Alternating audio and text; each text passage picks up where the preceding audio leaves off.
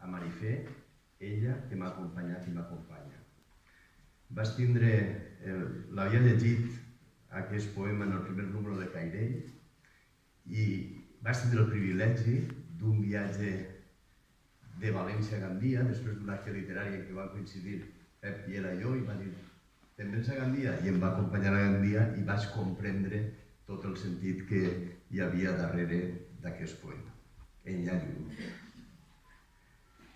Enllà lluny la ciutat, enllà lluny del ben lluny, on el quitrà és terra i brosses que acompanyen, on la gent diu bon dia i com va i et coneix, on ets un element solidari del vent i dels arbres, on no hi ha estèrils crits ni llums apegalosos que et provoquen. Enllà lluny la ciutat, enllà lluny del ben lluny, enllà lluny, on les estacions de l'any les sents talment Vivaldi i la pluja ressona amb versos de Verlaine, i Montale, i Horaci, i Ausiàs Marc que et visiten, i els fruits s'ofereixen amorosos als llavis, i els arbres, i els ocells, i les tronades et són companys amables, on el temps et saluda com un amic que torna.